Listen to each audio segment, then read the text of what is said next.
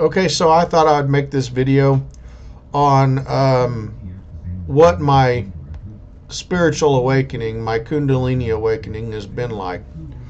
Um, there's a lot of people all over the world that is experiencing this right now at this particular time. Why that is, I don't know. I think I do know, and I'll probably come to that towards the end of the video. But why certain people are going through this and why other people are not, I don't know.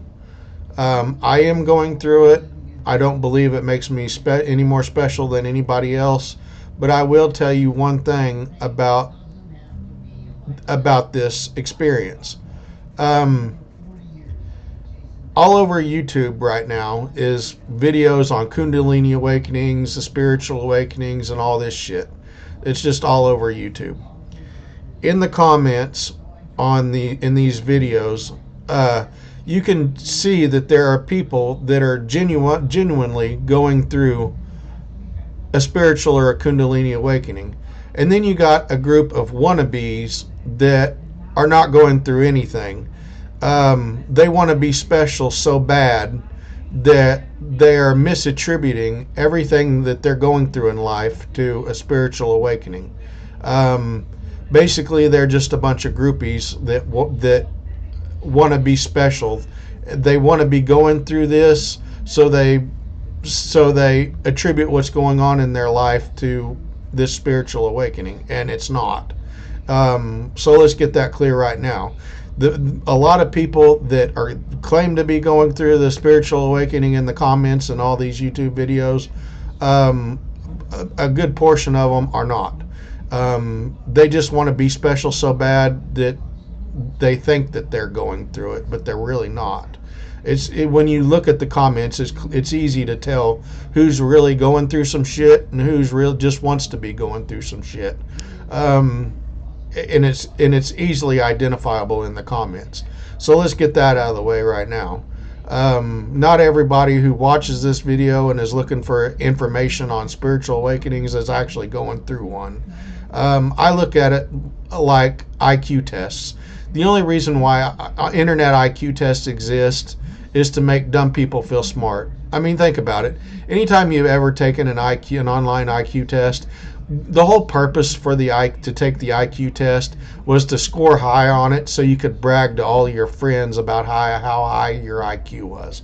That's all the IQ test is for. Just basically you wanted to feel special, so you took the IQ test thinking you would score high so you could brag about it.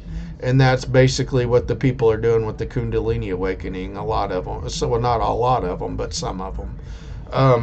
So there are people that's genuinely going through shit, and then there's people that want to be going through shit. And having gone through this experience myself, and somewhere in the middle of this, I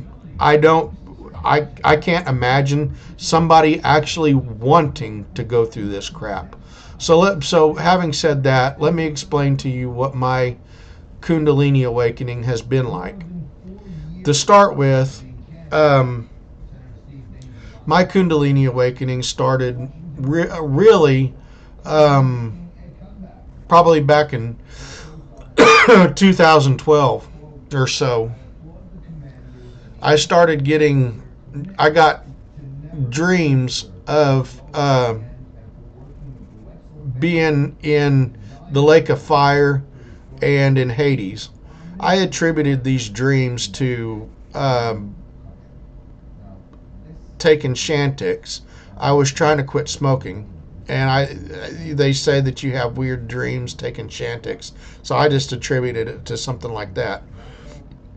Several years later, around 2018, 2019, and I don't know what happened first, but the two things started happening right then at that time. The first thing was that my heart started. One of the things I won't say it's the first thing. One of the things that started happening was that my heart started fluttering. I started feeling weird in my heart. Another thing that happened is that I got madly intense headaches for like a week. I had got some. I was sucking down pain pills that whole week, trying to keep the headache from affecting me. I was taking tramadol to help with the headache and get it to go away.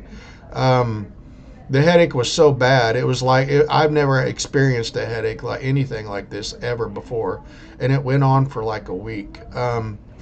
And it was so bad that the headache was so bad that it actually made me physically throw up.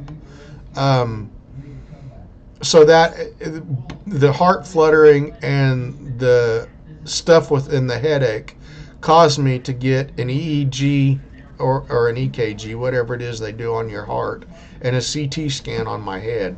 I thought seriously something was literally wrong. Um, and at the time I didn't know what I was going through. Another thing that happened around that time is that every time I would like drift off to sleep, just before I would fall asleep, I would hear my name called out. And that was another thing that happened. So this went on for a while. The headaches and the weird stuff with the heart, that didn't last very long. That was only like a week or two or so. Maybe the headaches were only like a week. The fluttering in the heart was like maybe a month or two. I don't know. It didn't happen all the fluttering in the heart didn't happen all the time. It just happened occasionally. But that went on, and then in 2021 June, it was towards the end of May, the beginning of June. Um, I had a friend, or I thought was a friend at the time. I'm not real sure what to think of him now. I've come up with some information on him that I may make a video about that in the future, but for this video, that's not what this is about. But he started taking me to church and got me to reading the Bible. Well, one night while I was reading the Bible, I got tired, and I have a headboard with a cubby hole in it, and kind of stuffed my Bible into the cubby hole and fell asleep. While I was sleeping, something started touching me all over while I was asleep. It was coming from the astral or the spiritual plane, and it was touching me all over. And I was trying to wake up, but I couldn't. I was being held down in this dream state, and I was trying to wake up, doing my best trying to wake up, but I couldn't. So I asked for God 3 times. I said, God, God, God. Every time I asked for God, it was like the dream world that I was in shook, like something hit it. And then I said, I accept Jesus as my personal Lord and Savior, or something like that. And then love entered my heart for a brief moment and dissipated. Then shortly thereafter, something came into a voice came in my head that said, you don't know what you gave up when you made that deal. And that goes back to the super soldier video that I made a previous time before. So you can check my channel, and that it's a 2-hour video about my previous experience. This has been a lifelong thing for me, really. It started in high school, really, and then it just kind of progressed from there. But anyway, after that, a lot of things started happening.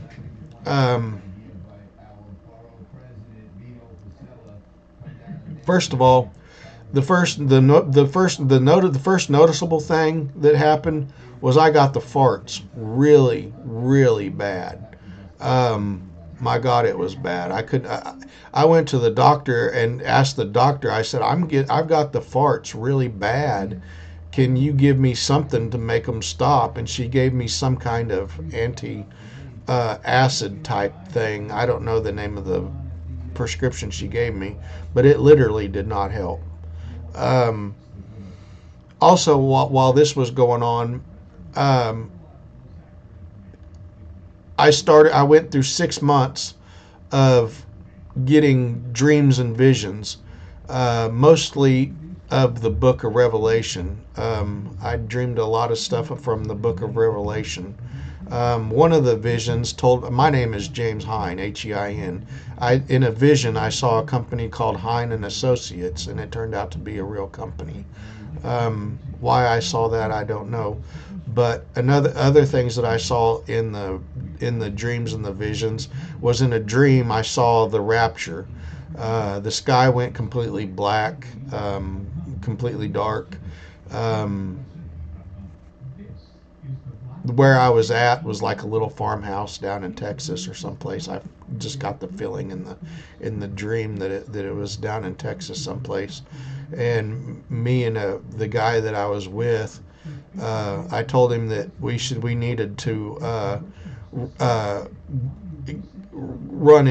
we needed to get inside before all hell broke loose. And he said it already has. And we ran into this little hallway thing, into this little farmhouse thing. And then a being about waist high to him that was blurred out appeared in front of him. And this is in the dream. And then he disappeared, and then something appeared in front of me, whether it was waist high to me, that was blurred out, and I disappeared too. I guess, presumably, after it appeared in front of me, the dream was over. But that I woke. I knew that was an important dream, and so I forced myself to wake up and thought about that dream for a good 2 or 3 minutes, and that way I'd remember it. So, and then went back to sleep. When I woke up later, I got on the internet and was searching anything I could search on about the rapture and about the sky going dark and everything, and I found something in Matthew chapter 24, I think is in verses like 28 or 29 to 31, about the sky going dark, and that also those verses there correlate honestly with the book of Revelation 6, where with the opening of the sixth seal. Matthew 24, 28 or 28 or 29 through 31 correlates identically to Revelation 6 with the opening of the sixth seal. But I saw that in a dream. In a vision, I saw what was described to me by the vision guide as the locusts of the earth. And what I saw in that vision was a bunch of human-looking beings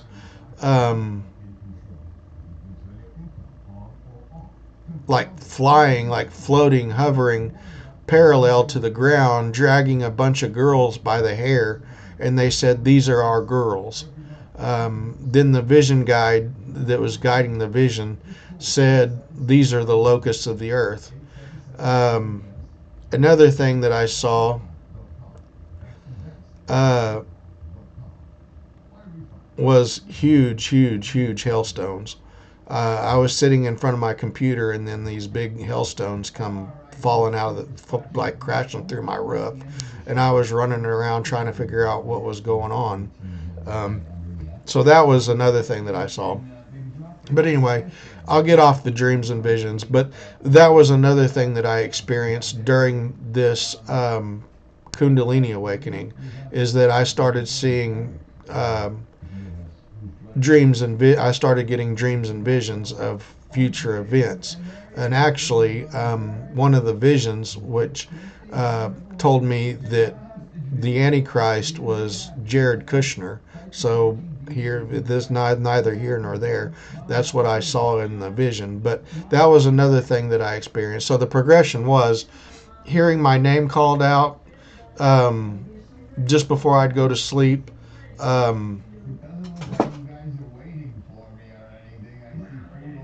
Getting intense headaches for like a week, and feeling fluttering in my chest and my heart for like a couple of months. Then a couple years later, I accepted Christ in a dream, and then I started getting dreams and visions, and something would come to me and talk to me in my sleep. That was another thing that was occurring with the dreams and visions. While in this 6 month period where I was getting the dreams and visions, I was also going through what the cool kids are calling the dark night of the soul, or the purge. Um, Basically, is in yoga terms, I was releasing my prana and it was escaping out of my ass. I had diarrhea, bad, um, for at least 6 months. Um, I'm not even going to pretend to know what was being expelled out of my body, but I was forced to confront um, a lot of old trauma. Um, I have a video here on YouTube about my super soldier experience that started in high school. So I've gone through stages in dealing with that over the past couple of years, over the past several years. The first stage, even before this Kundalini awakening that I started going through, it was I was dealing with the trauma, but I was being held back. I wasn't able to move past it until the Kundalini awakening occurred. And then I was all of a sudden able to confront it and get past it. But getting past the trauma occurred for me in stages. The first stage that I had to get through was what women did to me. The next thing I was stuck in was what I did to women. The Kundalini awakening got me over what I did to women. Then I went through another period where I had to deal with what the military people that was surrounding me had done to me. And then the last stage that I went through was dealing with and accepting that there was nothing that I could do about what they had done to me. What was done to me was an egregious crime, but one that I'll never get justice for. But so that was the progression of the events that took place. Also, at the time, just before the Kundalini awakening, at the time that it started, towards the end of May of 2001, or the beginning of June of 2001, I ran into a girl, and she immediately disappeared, almost immediately. I don't know what happened to her, but in my sleep, something was coming to me and talking to me, and it was a male voice that was talking to me, and it said that basically the girl that I had met was my twin flame, and she was my guiding light. So I had to look up what those terms were. So that was another thing that I experienced. As all of this was going on, my life was in complete turmoil. My mind was all over the place. Years ago, I had went down the Illuminati rabbit hole for 7 or 8 years. And I kind of gathered generally how that whole thing functioned. So I kind of had an idea on the Illuminati. And this experience that I've gone through made me question and analyze my belief system. It shook it up. Basically, I believed in aliens at the time. I'd personally seen gray aliens and seen blue pillars of light drop down from ceilings called the kaleidoscope. So I believed in aliens. I still believe in aliens, but in a different way. When I accepted Christ and love entered my heart, and I had a memory of that, and I knew that that had happened, it made me realize that God and Jesus were real.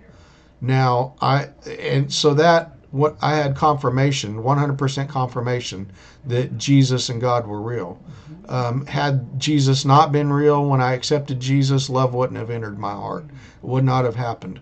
And then I wouldn't have got 6 months of dreams and visions of different things. It just wouldn't have happened. So I had confirmation that Jesus was real. So that took me into a stage where I was like, well, how does the alien thing fit in? Because I'd remembered seeing aliens before, so how did that fit in? I came to the understanding that the gray aliens that I'd seen were demons. They weren't gray aliens; they were demons, and so I started studying mythology, Greek mythology, Norse mythology. Started reading the Bible, started reading books on Hinduism, um, like the Vedas and the Ramayana and the Mahabharata and all that, and the Puranas or whatever you call those. There's too much text for me to go through in any reasonable amount of time to figure out what they have to say. But I started reading that and trying to come to a conclusion about what to believe as far as spirituality went. I was pretty certain that Jesus and God were real, but I wanted to make sense of the gods and the alien presence that seems to be on Earth right now, like with all these UAPs, what the cool kids are calling UFOs today, and the government coming out with these hearings, which is funny. The people that they have at these hearings either know more than what they're saying, or they don't know a damn thing. It's funny. There are people that have literally particularly around that have literally dealt with this stuff, particularly the people that have come out with Stephen Greer or Dr. Greer or whatever his name with the Disclosure Project. They don't have the House UAP committee doesn't have these people on. They have people on that's just going to blow a bunch of smoke everybody's ass, claiming that they know something, and they either know more than what they're saying, or they don't know a damn thing. It's just a dog and pony show.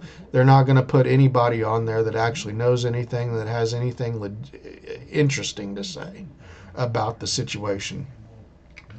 But I started questioning all of that. So, and I wanted to understand history, because I wanted to understand the progression of the Illuminati, how our world today was shaped by this group of people that has moved from the ancient past to the present, came through from the ancient past to the present. So basically I became a bookworm. I'd always been a bookworm when studying the Illuminati before, but I went back into it into studying that kind of thing with almost a frantic I don't know. It was just, I felt like I had to find answers to questions, and I had a very limited amount of time to find those answers. So I just started reading and reading and reading and reading everything I could get my hands on to try to understand what it was that is going on. And I looked at things objectively. Some Jehovah's Witnesses come to my door during this process, and I started doing Bible studies with them, and I started questioning some of the things that the Bible had to say. I believe what the Bible says, some of it, but I also believe that some of the Bible is not true, and contradicts itself. Whenever I started saying that to the Jehovah's Witnesses, they bounced. They was done. They entertained my crazy, weird theories up until I started questioning some of the validity of the Bible, and then they bounced. So, whatever. But that was another thing that I experienced through my Kundalini awakening, was having my entire belief system uprooted, and then going through a chaotic time where I was trying to read and study and try to piece together something to believe in. Now I'm at the point in my Kundalini awakening. And another thing that was going on, after the dreams and visions settled down, and I started to study, the diarrhea went away. I went through another period of time where for like a year or two, I would get muscle twitches in my stomach and like a grumbling feeling, like bubbles going off in my stomach. In the past week or so, and that disappeared. It's no longer happening, or at least not with any kind of severity like it had been happening before. So it seems like I've been going through this Kundalini awakening in stages. First was the hearing my name called out. Next was the headache and the heart fluttering. Next was the dreams and the visions with the diarrhea, the dark night of the soul, what they're calling it, the purge, where basically I had bad diarrhea for a while, and the farts. I still got the farts, but they're not nearly as bad as they were. And then it progressed into muscle twitches in my stomach. Feeling weird, like grumbles, like champagne bubbles or something going off in my stomach. And now I'm at a stage, and what's funny is they say at the end of all this, you're supposed to feel like you're in bliss. Well, that is not what's happening to me. Now I'm stuck. I don't know what I'm going to experience in the future, but I must be entering a new stage because I damn sure ain't experiencing any bliss. I'm more or less thinking, all right, the feeling in the muscle twitches and the feeling in my stomach is gone. The pressure in my head is kind of dissipated. Now what? I mean, I'm still broke and lonely. So what the fuck has changed? It's like, what the fuck? So I don't know if I'm ever going to experience bliss and all that, but right now I'm at the point where it's like, now what? Because I'm definitely not experiencing bliss. So anyway, I don't know if you're going through this or not, but I am, and other people seem to be. And when you read the comments of people on the YouTube videos and stuff, you can tell who's genuinely going through this experience and who the groupies are that are that just want to be going through this experience. And I can't understand why. I really can't understand why anybody would want to be going through this. This whole time, all I've been wanting to do is get off the roller coaster because it's been a wild ride with a bunch of ups and downs. So anyway, that was my experience in a nutshell. You can drop in the comments what you think, and to be honest with you, you can like what I had to say or you can dislike what I had to say. It doesn't matter to me what you think about what I said. So I just gave you my experience, told you what a Kundalini awakening is like, and you can either like it or dislike it. It doesn't bother me. But anyway, that was my experience.